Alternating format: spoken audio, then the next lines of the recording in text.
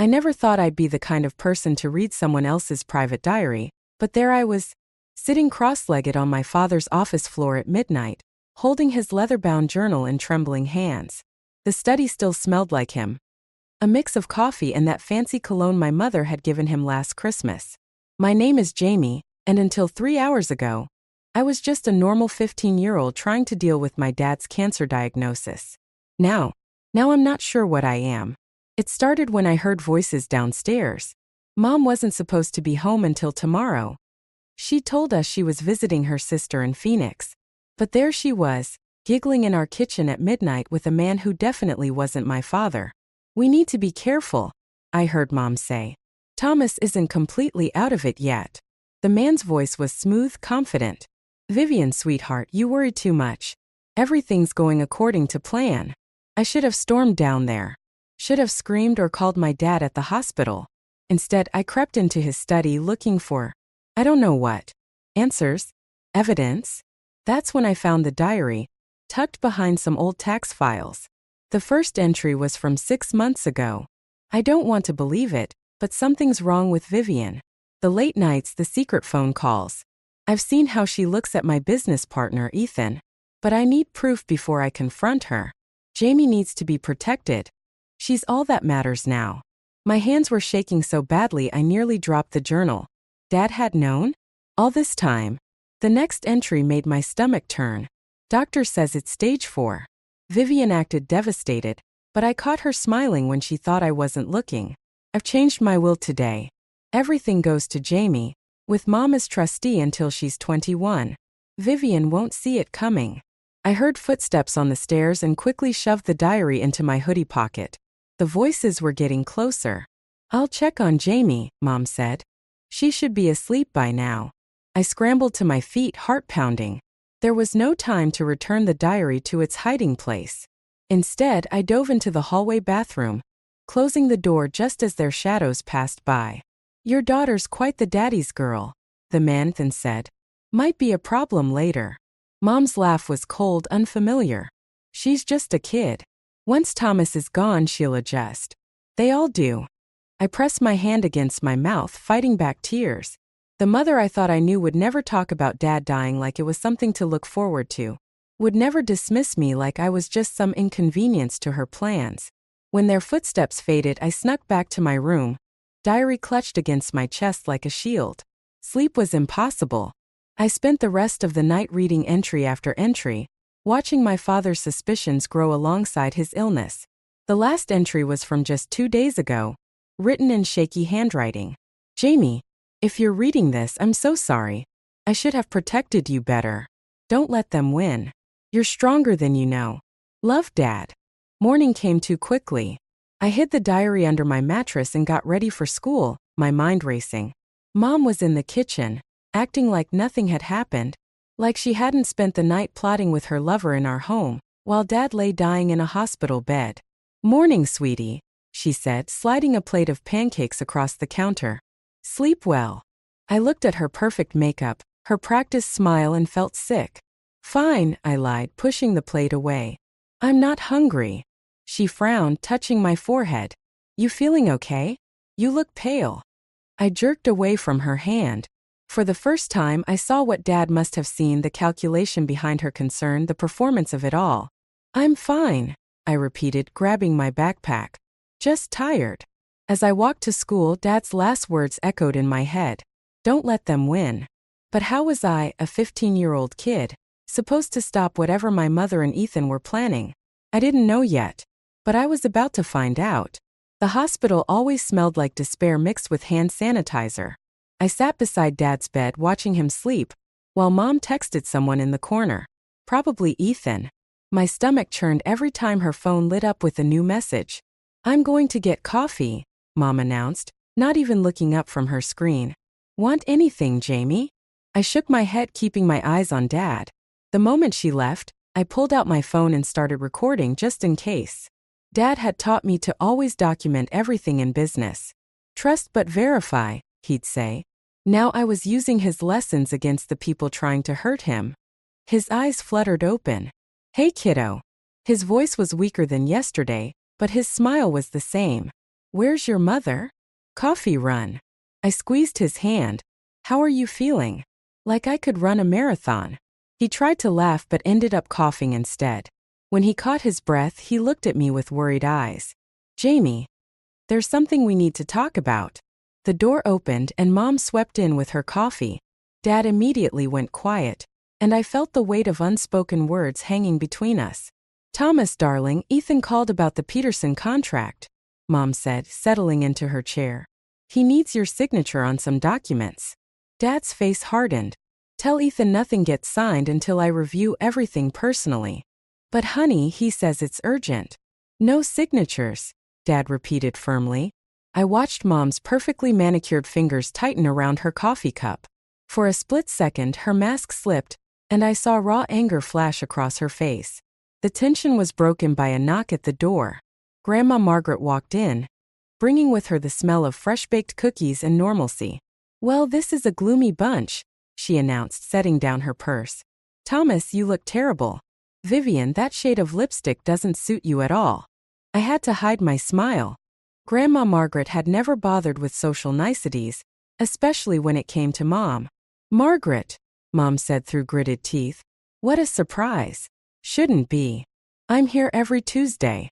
Grandma turned to me. Jamie, dear, help me get some ice for your father. In the hallway, Grandma grabbed my arm. Something's wrong. I can see it in your face. I hesitated, then pulled her into an empty waiting room. I found Dad's diary, I whispered, quickly explaining everything I'd discovered. Grandma's face grew darker with each word. When I finished, she was silent for a long moment. I always knew that woman would bring trouble, she finally said. But this. She squeezed my hand. We need proof, Jamie. Real proof. I've been recording everything, I admitted. But it's not enough. No, it's not. She glanced toward the door. Your mother's planning something with that snake Ethan. Those documents she mentioned? I bet they're not what they seem. Before I could respond, we heard Mom's heels clicking down the hallway. Jamie? Margaret? Where did you go? Remember, Grandma whispered quickly, your father built that company from nothing. Don't let them steal it. When we returned with the ice, Mom was on the phone again, speaking in hushed tones. She quickly hung up when she saw us. Everything okay? I asked innocently. Of course, sweetie. Her smile didn't reach her eyes. Just business. That night I couldn't sleep. I kept thinking about those documents Mom wanted Dad to sign. Around midnight, I heard her car start up. Through my window, I watched her drive away, heading to Ethan's, no doubt. I grabbed my phone and called Riley, my best friend since 3rd grade. She answered on the first ring. Your mom just left again? She asked without preamble. Yeah. Riley, I need a favor. A big one. Does it involve breaking and entering? Maybe just a little entering. Mom's office isn't technically locked. I'll be there in 10 minutes, Riley said. And Jamie? We're going to catch them. Whatever they're planning, they won't get away with it. As I waited for Riley, I pulled out Dad's diary and read his last entry again. Don't let them win. Well, Dad, I thought tonight we start fighting back. Little did I know what we'd find in Mom's office would change everything. Riley's flashlight beam swept across Mom's office as we crept inside. The house felt different at night, like it was holding its breath, waiting to catch us. Your mom's organizational skills are scary, Riley whispered, pointing at the meticulously labeled files on the desk. Who color codes their folders? Someone with secrets to hide, I muttered, pulling open the bottom drawer. My hands were shaking so badly I almost dropped my phone, which I'd set to record everything, just in case. That's when we found it. A thick manila envelope marked Peterson contract, hidden beneath some tax forms. Inside were documents that made my blood run cold. Transfer of ownership papers for Dad's company, all prepared and waiting for his signature. Look at the fine print, Riley said, pointing to a clause near the bottom. If he signs this, he's basically giving everything to Ethan. Before I could respond, headlights swept across the windows. Mom was home early. Hide, I hissed, shoving the papers back into the drawer. We barely made it into the coat closet when the front door opened. But Mom wasn't alone. The papers are ready, Ethan's voice drifted in. We just need Thomas to sign them before. Before he's too far gone to understand what he's signing? Mom's laugh was brittle. The doctors say it could be any day now. Vivian, darling, you're sure about this? Once it's done. I've spent 15 years playing the perfect wife, the devoted mother. I deserve something for my trouble. My chest felt tight. 15 years. I was 15. She'd been planning this since I was born? And what about Jamie? Ethan asked. She'll be fine. Children are resilient. Besides, once we have control of the company, we can send her to some boarding school overseas. She's too much like Thomas. Always watching, always suspicious. Riley grabbed my arm, probably worried I'd burst out of the closet right then. But I stayed frozen, recording every word as Mom and Ethan discussed their plans to dismantle my father's life's work. Finally, they left for the bedroom upstairs. Riley and I slipped out, but in my hurry, I knocked over an umbrella stand. The crash seemed to echo through the house. Jamie. Mom called down. Is that you? Sorry. Called back thinking fast. Just getting some water. Everything okay down there? Fine. Go back to sleep. I grabbed Riley's hand and we ran. Once we were safely in my room, Riley turned to me. Jamie, this is huge. We have to tell someone. Who?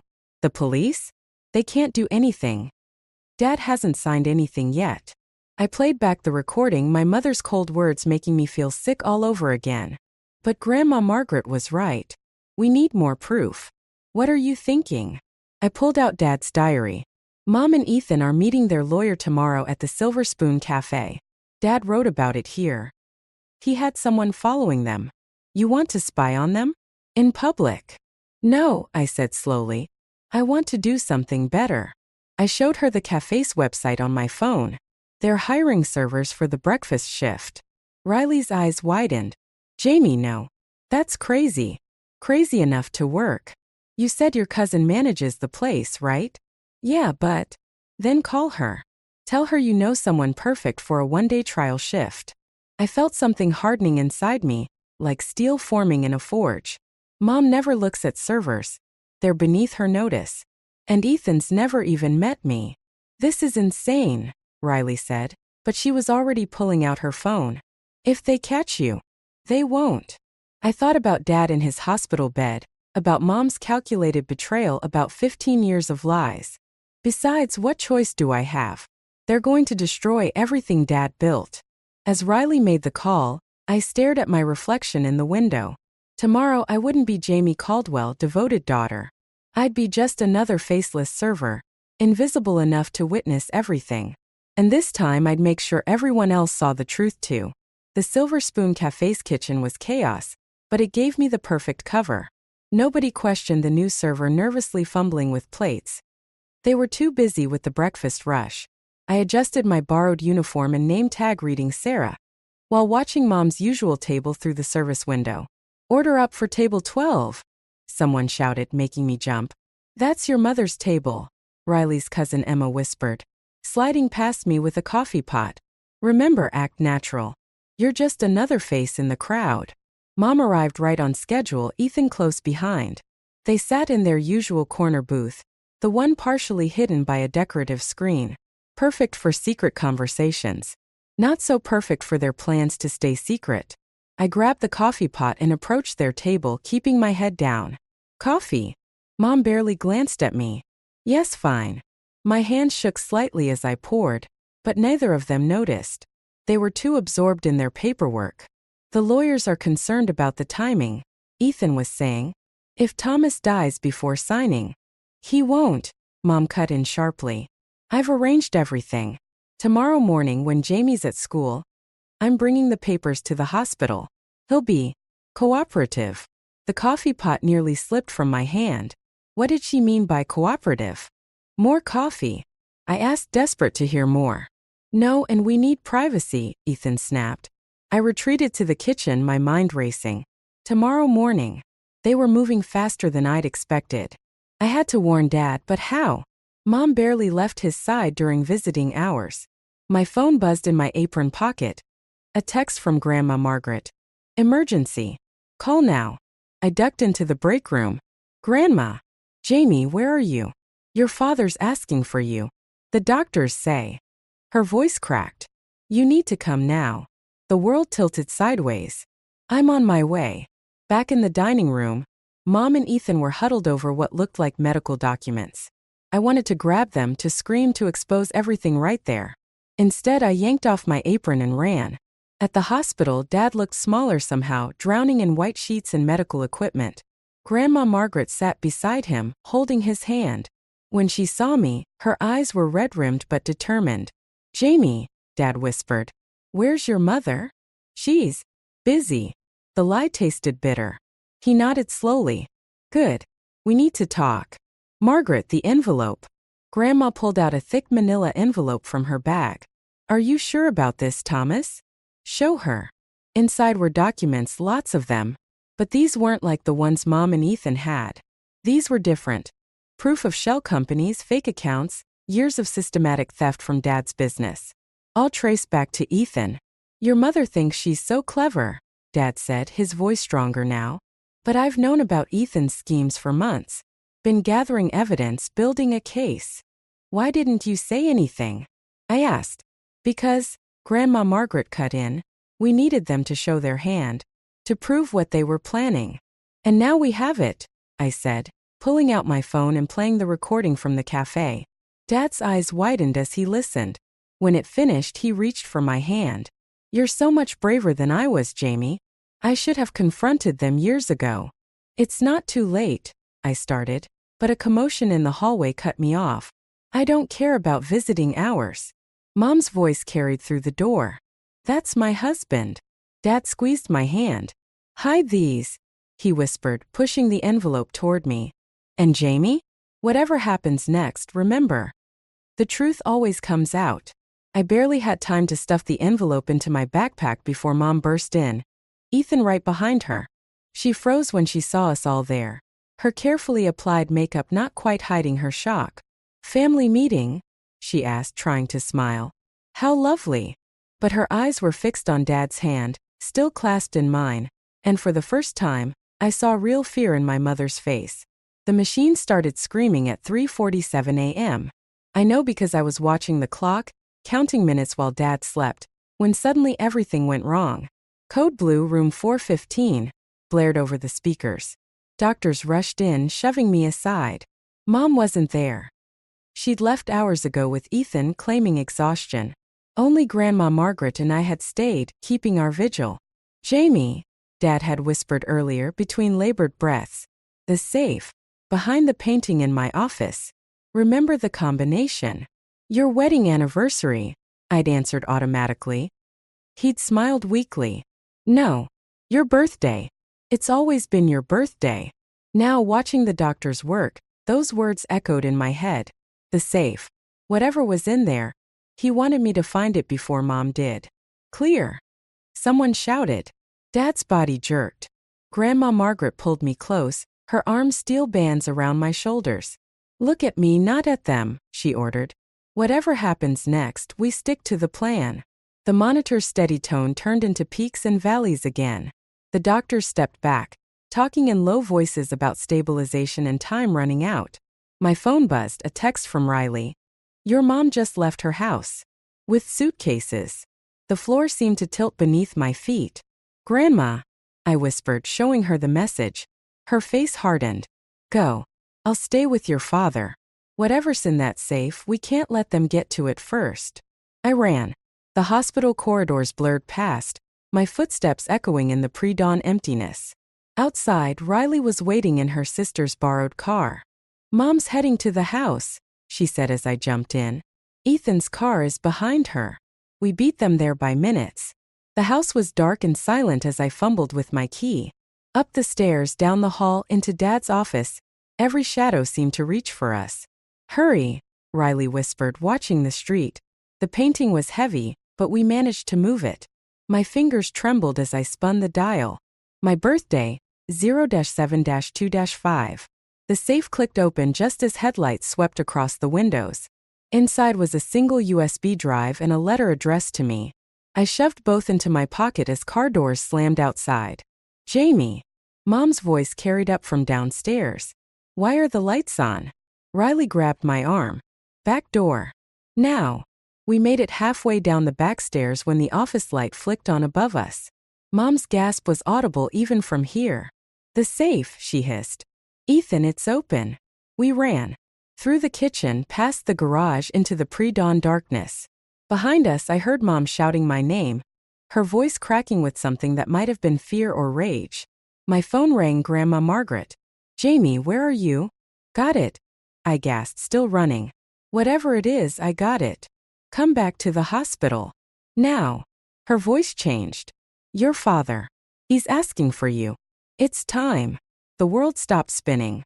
Riley must have seen something in my face because she was already turning the car around, heading back to the hospital. We made it in time. Barely. "Did you get it?" Dad whispered when I reached his side. I squeezed his hand. "Yes. Good girl." His eyes drifted to the door where Mom stood, breathless from chasing us. "Vivian." Perfect timing. Always were good at that. "Thomas," Mom started, but he cut her off. "I know about the contracts, Vivian. About Ethan. About everything." Each word seemed to cost him, but he kept going. "Jamie knows too. And soon everyone will." Mom's perfectly composed face cracked. "Thomas, please." The monitor started screaming again. This time, when the doctors rushed in, they didn't make us leave. Maybe they knew. Maybe they saw in Dad's eyes what we all saw, that this time was different. He squeezed my hand one last time. "Remember," he whispered, "the truth always comes out." I finished for him. He smiled. And then he was gone. In the chaos that followed, I felt the USB drive pressing against my hip, heavy with secrets. Mom stood frozen in the doorway, mascara tracking down her cheeks, looking lost for the first time in my life. The truth was coming out, all right. But first I had a funeral to plan. The funeral home smelled like artificial flowers and secrets. I sat in the front row, Dad's USB drive heavy in my pocket, while Mom played the grieving widow perfectly. Even her tears seemed choreographed. "Such a tragedy," people kept saying. "And so young. If they only knew." The lawyer, Mr. Davidson, arrived exactly on schedule. Mom's face lit up when she saw him, but something in his expression made my stomach clench. "Before we proceed with the memorial," he announced, "Mr. Caldwell requested that his last will and testament be read here, among family and friends." Mom's hand found mine, squeezing too tight. "Jamie, darling, perhaps we should wait. The reading was specifically scheduled for today," Mr. Davidson continued, at Thomas's insistence. I watched Mom's perfectly manicured nails dig into her palm. Beside her, Ethan shifted uncomfortably. "To my beloved wife, Vivian," the lawyer read, and Mom sat up straighter. "I leave you with the knowledge that I know everything. The affair, the embezzlement, the planned takeover. Everything." The room went dead silent. Mom's hand jerked away from mine like she'd been burned. "To my daughter, Jamie, I leave controlling interest in Caldwell Construction, to be managed by my mother Margaret until Jamie's 21st birthday. Additionally, all personal assets and properties are to be held in trust for Jamie's benefit." "This is ridiculous." Mom stood up, her voice shaking. "He was sick, not thinking clearly. The will was updated and notarized 3 months ago," Mr. Davidson cut in. "Thomas was of sound mind. He was manipulated." Mom pointed at me, mascara starting to run. "By them. His mother and that calculating little Vivian." Grandma Margaret's voice cracked like a whip. "Think very carefully about your next words." That's when I pulled out the USB drive. Dad left something else too. Mom's face went white. "Jamie, wait." I handed it to Mr. Davidson, who plugged it into his laptop. The projector screen at the front of the room, meant for a photo tribute, flickered to life. Security camera footage filled the screen. Mom and Ethan in Dad's office late at night rifling through files. Bank statements showing systematic theft. Recordings from the cafe, from the hospital, all of it playing out in high definition. "Turn it off," Mom whispered. "Why?" My voice shook. "Isn't this what you wanted? For everyone to see the truth. You don't understand." "I understand perfectly. You never loved him. Any of it. It was all just a game to you." Ethan stood up, straightening his tie. "This is all very dramatic, but these videos prove nothing illegal." Actually, a new voice cut in. They prove quite a bit. Two men in suits stepped forward from the back of the room. Police detectives, I realized. Dad had thought of everything. Vivian Caldwell and Ethan Grant, one said. We'd like you to come with us to answer some questions about financial fraud and conspiracy. What happened next seemed to play out in slow motion. Mom lunging for the laptop, Ethan making a break for the door, the detectives moving in, and me standing there watching my family implode in front of everyone we knew. Jamie, Mom called as they led her away. Please, I can explain everything. But I turned away, her words hitting my back like stones. Later, after the chaos died down and most people had left, I sat alone in the empty funeral home. The photo tribute now played as intended. Images of Dad through the years. Always smiling, always strong. You did the right thing, Grandma Margaret said, sitting beside me. Then why does it feel so awful? Because you're not like them. You still care. I watched Dad's face smiling down at us. What happens now? Now. She squeezed my hand. Now we rebuild. Together. But as we left the funeral home, I couldn't shake the feeling that this wasn't over. Mom's last look hadn't been one of defeat. It had been a promise. And I had a feeling I knew exactly what she was promising. The police station's interview room felt smaller with each passing hour. Mom sat across from me, her orange jumpsuit a jarring contrast to her usual designer clothes. 2 weeks in jail had stripped away her perfect makeup and manicure, but somehow she looked more dangerous, not less. You really think you've won, don't you? She smiled, but it didn't reach her eyes. My clever, righteous daughter. This isn't about winning. I placed Dad's diary on the table between us. It's about the truth. The truth. She laughed. You want the truth? Your father trapped me. Married me when I was barely older than you are now. Did you ever wonder why? My hands clenched under the table. Don't. Because I was pregnant. With a baby that wasn't his. Her words hit like slaps. But I lost it. And by then I was stuck.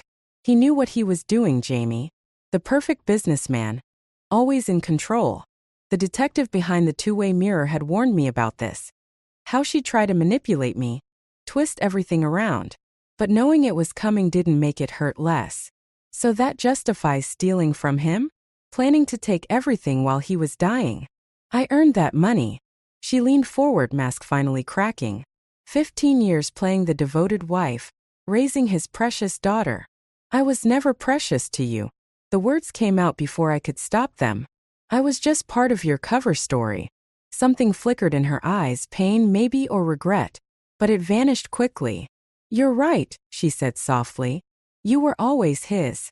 Never mine. Just like everything else. The door opened. Ethan was let in, handcuffed, looking considerably less polished than the last time I'd seen him. Showtime, he said, taking the seat beside Mom. Did you tell her? Tell me what? Mom's smile returned, triumphant now. About the offshore accounts. The ones your father never found. The ones with your name on them. My blood ran cold. You're lying. Am I? She slid a paper across the table. Check the dates. Those accounts were created the day you were born. Your father wasn't the only one making plans. I stared at the document, recognition hitting hard. The account numbers matched ones I'd seen in Dad's files, the ones he'd been investigating before he died. Why are you showing me this? Because, Ethan said, those accounts are still active, and the statute of limitations on reporting them expires in 48 hours. Mom reached across the table, her fingers brushing mine. I jerked away. You have a choice, Jamie. Turn in those accounts and you'll implicate yourself in tax fraud. Stay quiet and well. She shrugged. Let's just say there's enough there for college. Maybe even that art school you always wanted. The room seemed to spin. Dad's voice echoed in my head. The truth always comes out. I stood up, chair scraping loud against the floor. Detective Carter? I called. The door opened. The detective entered, followed by Mr. Davidson and another man I didn't recognize. Did you get all that? I asked. Mom's face went slack as Carter nodded, holding up a recording device. Conspiracy to commit tax fraud, the unknown man said, adding that to the existing charges. I'm Agent Phillips, IRS Criminal Investigation. You were wearing a wire? Mom whispered. My own daughter? I learned from the best. I picked up Dad's diary. You taught me all about playing roles, remember? As they led them away, Mom stopped at the door. I did love you, Jamie. In my way. I know, I said. That's what makes it worse. Outside, Grandma Margaret was waiting with Riley. They didn't ask questions, just hugged me while I finally let myself cry. Let's go home, Grandma said. Home. Not the house filled with lies and hidden accounts, but Grandma's little cottage by the lake, where Dad used to take me fishing, where the truth didn't hurt quite so much. The truth always comes out, but sometimes I was learning it sets you free in ways you never expected. 6 months after the trial, I stood in front of Dad's office at Caldwell Construction, key trembling in my hand. The company had survived barely. After the scandal, Grandma Margaret had kept things running with help from Dad's most trusted employees. But today was different. Today was my 16th birthday. You don't have to do this now, Grandma said beside me. But I did. The letter from Mom had arrived that morning. Her prison stationery stark and official. I hadn't opened it yet, but its presence in my pocket felt like a burning coal. The office looked exactly as Dad had left it. His coffee mug still sat on the desk, a ring stain beneath it. Family photos lined the walls, moments frozen in time when we'd all pretended to be happy. He kept everything, I murmured, running my fingers over his desk calendar. Even after he knew about Mom, he kept pretending for me. No, Grandma corrected gently. He kept fighting for you. There's a difference. I sat in his chair, the leather still holding the shape of him somehow. The computer hummed to life and I typed in my birthday. The password he'd chosen long before any of this began. A video file popped up immediately. For Jamie's 16th birthday. My throat tightened. Grandma, I'll give you a minute. Dad's face filled the screen, recorded in this very office. He looked tired but determined. Happy birthday, sweetheart. If you're watching this, then everything went according to plan. The truth came out just like I promised. He smiled sadly. But that's not why I made this video. I pressed my hands against the desk, steadying myself. I need you to understand something. Your mother. She wasn't always what she became. There was light in her once, joy. The world just taught her the wrong lessons about survival. He leaned closer to the camera. Don't let it teach you the same ones. The letter in my pocket seemed heavier. You'll have choices to make now. About forgiveness, about trust. About who you want to be. Choose wisely, but choose with your heart, not just your head. His eyes crinkled with that familiar warmth. I love you, Jamie. That's the truest thing I know. The screen went dark. With shaking hands, I opened Mom's letter. Dear Jamie, I won't ask for forgiveness. We both know I haven't earned it. But there's something you should know. The day you were born, your father made me a promise. He said no matter what happened between us, he would make sure you grew up strong enough to face the truth, whatever it might be. He kept his promise. I broke mine. The offshore accounts weren't just insurance policies. They were escape routes. Not just from your father, but from myself. I never used them because deep down I knew. Running away doesn't change who you are. You're stronger than I ever was. Braver too. Don't let my mistakes become your boundaries. Love, even if I showed it wrong. Mom. Riley found me later at the lake behind Grandma's cottage, skipping stones like Dad taught me. You okay? She asked, settling beside me. No, I admitted. But I will be. The next stone skipped 5 times before sinking. Dad's record was 7. I'm keeping the company, I said finally. But I'm changing things. Starting a scholarship program for kids who've lost parents. Maybe a support group. Turning pain into purpose? Something like that. I pulled out Mom's letter. Want to help me write a response? Riley grinned. Always. The sun was setting over the lake, painting everything in shades of gold and promise. Somewhere between the truth coming out and the healing setting in, I'd learned something Dad never got the chance to tell me. Sometimes the strongest choice isn't between forgiveness and justice, but finding the courage to hold both at once. I had time to figure out the rest. After all, I was my father's daughter. And my mother's too, for better or worse. But most importantly, I was finally completely myself.